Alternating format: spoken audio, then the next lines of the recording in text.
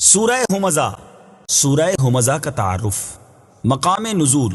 سورہ ہمزہ مکہ مکرمہ میں نازل ہوئی ہے۔ آیات، کلمات اور حروف کی تعداد۔ اس سورت میں 1 رکوع، 9 آیتیں، 30 کلمے اور 130 حروف ہیں۔ ہمزہ نام رکھنے کی وجہ۔ ہمزہ کا معنی ہے لوگوں کے منہ پر عیب نکالنے والا، اور اس سورت کی پہلی آیت میں یہ لفظ موجود ہے۔ اس مناسبت سے اسے سورہ ہمزہ کہتے ہیں۔ سورہ ہمزہ کے مضامین۔ اس سورت کا مرکزی مضمون یہ ہے کہ اس میں غیبت کرنے والے اور منہ پر عیب نکالنے والے کی مذمت بیان کی گئی ہے، اور اس سورت میں یہ مضامین بیان ہوئے ہیں۔ نمبر 1، اس سورت کی ابتدا میں غیبت کرنے والے اور عیب نکالنے والے کے لیے آخرت میں شدید عذاب کی خبر دی گئی ہے۔ نمبر 2، ان لوگوں کی مذمت کی گئی ہے جو دنیا کا مال جمع کرنے کے ایسے حریص ہیں جیسے انہوں نے دنیا میں ہمیشہ رہنا ہے، اور یہ بتایا گیا کہ انہیں جہنم کے اس درکے یعنی طبقے میں پھینکا جائے گا جہاں آگ ان کی ہڈیاں پسلیاں توڑ ڈالے گی۔ سورہ عصر کے ساتھ مناسبت۔ سورہ ہمزہ کی اپنے سے ماں قبل سورت عصر کے ساتھ مناسبت یہ ہے کہ سورہ عصر میں بتایا گیا تھا کہ نیک اعمال کرنے والے مسلمانوں کے علاوہ ہر انسان خسارے میں ہے، اور اس سورت میں اس شخص کی ایک مثال بیان کی گئی جو آخرت میں نقصان اٹھانے والا ہے۔ بسم اللہ الرحمن الرحیم۔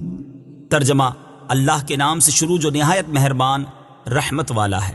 ویل لکل ہمزۃ لمزہ۔ ترجمہ: اس کے لیے خرابی ہے جو لوگوں کے منہ پر عیب نکالے، پیٹھ پیچھے برائی کرے۔ ویل لکل ہمزۃ لمزہ۔ اس کے لیے خرابی ہے جو لوگوں کے منہ پر عیب نکالے، پیٹھ پیچھے برائی کرے۔ تفسیر صراط الجنان میں ہے، یہ آیتیں ان کفار کے بارے میں نازل ہوئیں جو سرکار دو عالم صلی اللہ تعالی علیہ وآلہ وسلم اور آپ صلی اللہ تعالی علیہ وسلم کے صحابہ کرام پر اعتراضات کرتے تھے اور ان حضرات کی غیبت کرتے تھے، جیسے اخنس بن شریک، امیہ بن خلف اور ولید بن مغیرہ وغیرہ۔ اور اس آیت میں مذکور حکم ہر غیبت کرنے والے کے لیے عام ہے۔ غیبت اور عیب جوئی کی مذمت۔ ایک اور مقام پر اللہ تعالیٰ نے ارشاد فرمایا، یا ایہا الذین آمنوا اجتنبوا کثیرا من الظن ان بعض الظن اثم ولا تجسسوا ولا یغتب بعضکم بعضا أيحب أحدكم أن يأكل لحم أخيه ميتا فكرهتموه واتقوا الله إن الله تواب رحيم۔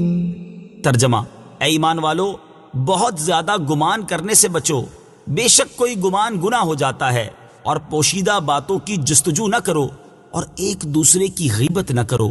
کیا تم میں کوئی پسند کرے گا کہ اپنے مرے ہوئے بھائی کا گوشت کھائے؟ تو یہ تمہیں ناپسند ہوگا، اور اللہ سے ڈرو، بے شک اللہ بہت توبہ قبول کرنے والا مہربان ہے۔ اور حضرت انس بن مالک رضی اللہ تعالیٰ عنہ سے روایت ہے، حضور اقدس صلی اللہ تعالی علیہ وسلم نے ارشاد فرمایا، میں معراج کی رات ایسی قوم کے پاس سے گزرا جو اپنے چہروں اور سینوں کو تانبے کے ناخنوں سے نوچ رہے تھے۔ میں نے پوچھا، اے جبرائیل، یہ کون لوگ ہیں؟ انہوں نے عرض کی، یہ لوگوں کا گوشت کھاتے یعنی غیبت کرتے تھے اور ان کی عزت خراب کرتے تھے۔ حضرت راشد بن سعد رضی اللہ تعالیٰ عنہ سے روایت ہے، رسول اللہ صلی اللہ تعالی علیہ وآلہ وسلم نے ارشاد فرمایا، معراج کی رات میں ایسی عورتوں اور مردوں کے پاس سے گزرا جو اپنی چھاتیوں کے ساتھ لٹک رہے تھے، تو میں نے پوچھا، اے جبرائیل علیہ السلام، یہ کون لوگ ہیں؟ انہوں نے عرض کی، یہ منہ پر عیب لگانے والے اور پیٹھ پیچھے برائی کرنے والے ہیں، اور ان کے بارے میں اللہ عز و جل ارشاد فرماتا ہے، ویل لکل ہمزۃ لمزہ۔ اس کے لیے خرابی ہے جو لوگوں کے منہ پر عیب نکالے، پیٹھ پیچھے برائی کرے۔ اللہ تعالیٰ ہمیں غیبت اور عیب جوئی جیسے مذموم اعمال سے بچنے کی توفیق عطا فرمائے، آمین۔ الذی جمع مالا وعددہ۔ ترجمہ: جس نے مال جوڑا اور گن گن کر رکھا۔ الذی جمع مالا وعددہ۔ جس نے مال جوڑا، اور گن گن کر رکھا۔ تفسیر صراط الجنان میں ہے، اس سے معلوم ہوا کہ مال جوڑنا اور گن گن کر رکھنا لوگوں کے منہ پر عیب نکالنے اور پیٹھ پیچھے برائی کرنے کے مذموم اوصاف پیدا ہونے کا ایک سبب ہے۔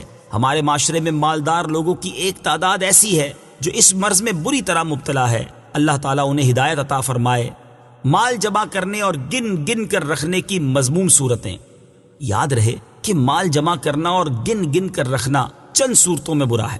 نمبر 1، حرام ذرائع سے مال جمع کیا جائے۔ نمبر 2، جمع شدہ مال سے شرعی حقوق ادا نہ کیے جائیں۔ نمبر 3، مال جمع کرنے میں ایسا مشغول ہو جانا کہ اللہ تعالیٰ کو بھول جائے۔ نمبر 4، اللہ تعالیٰ پر توکل کرنے کی بجائے صرف مال کو آفات دور کرنے کا ذریعہ سمجھا جائے۔ يحسب أن ماله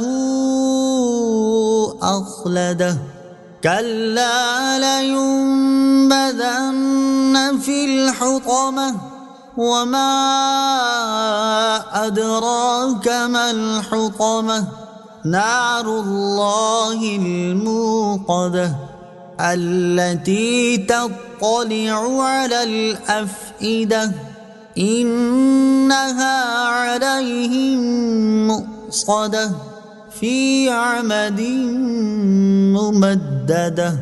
ترجمہ، وہ سمجھتا ہے کہ اس کا مال اسے دنیا میں ہمیشہ رکھے گا، ہرگز نہیں، وہ ضرور ضرور چورا چورا کر دینے والی میں پھینکا جائے گا۔ اور تجھے کیا معلوم کہ وہ چورا چورا کر دینے والی کیا ہے؟ وہ اللہ کی بھڑکائی ہوئی آگ ہے، وہ جو دلوں پر چڑھ جائے گی، بے شک وہ ان پر بند کر دی جائے گی لمبے لمبے ستونوں میں۔ يحسب أن ماله أخلده، وہ سمجھتا ہے کہ اس کا مال اسے ہمیشہ رکھے گا۔ تفسیر صراط الجنان میں ہے، اس آیت اور اس کے بعد والی 6 آیات کا خلاصہ یہ ہے کہ لوگوں کے منہ پر عیب نکالنے، پیٹھ پیچھے برائی کرنے، مال جوڑنے اور گن گن کر رکھنے والا یہ سمجھتا ہے کہ اس کا مال اسے دنیا میں ہمیشہ رکھے گا اور مرنے نہیں دے گا، جس کی وجہ سے وہ مال کی محبت میں مست ہے اور نیک عمل کی طرف مائل نہیں ہوتا۔ ایسا ہرگز نہیں ہوگا، بلکہ وہ ضرور ضرور جہنم کے چورا چورا کر دینے والے طبقے میں پھینکا جائے گا، جہاں آگ اس کی ہڈیاں پسلیاں توڑ ڈالے گی۔ اور تجھے کیا معلوم کہ وہ چورا چورا کر دینے والی کیا ہے؟ وہ اللہ کی بھڑکائی ہوئی آگ ہے جو کبھی سرد نہیں ہوتی، اور اس کا وصف یہ ہے کہ وہ جسم کے ظاہری حصے کو بھی جلائے گی اور جسم کے اندر بھی پہنچے گی اور دلوں کو بھی جلائے گی۔ بے شک انہیں آگ میں ڈال کر دروازے بند کر دیے جائیں گے، اور دروازوں کی بندش آتشی لوہے کے ستونوں سے مضبوط کر دی جائے گی تاکہ کبھی دروازہ نہ کھلے۔ اور بعض مفسرین نے اس کے یہ معنی بیان کیے ہیں کہ دروازے بند کر کے آتشی ستونوں سے ان کے ہاتھ پاؤں باندھ دیے جائیں گے۔ جہنم کی آگ دوسری آگوں کی طرح نہیں۔ سورہ ہمزہ کی آیت نمبر 6 سے معلوم ہوا کہ جہنم کی آگ دوسری آگ کی طرح نہیں ہے۔ حضرت ابو ہریرہ رضی اللہ تعالی عنہ سے روایت ہے، رسول اللہ صلی اللہ تعالی علیہ وآلہ وسلم نے ارشاد فرمایا، جہنم کی آگ 1000 برس بھڑکائی گئی یہاں تک کہ وہ سرخ ہو گئی، پھر 1000 برس بھڑکائی گئی یہاں تک کہ وہ سفید ہو گئی، پھر 1000 برس بھڑکائی گئی حتیٰ کہ وہ سیاہ ہو گئی، تو اب وہ سیاہ اور اندھیری ہے۔ التي تطلع على الأفئدة، وہ جو دلوں پر چڑھ جائے گی۔ تفسیر صراط الجنان میں ہے، دل ایسی چیز ہیں جن میں ذرا سی گرمی برداشت کرنے کی تاب نہیں، تو جب جہنم کی آگ ان پر چڑھ جائے گی اور موت آئے گی نہیں تو اس وقت کیا حال ہوگا۔ اور دلوں کو جلانا اس لیے ہے کہ وہ کفر، باطل عقائد اور فاسد نیتوں کے مقام ہیں۔ صدق اللہ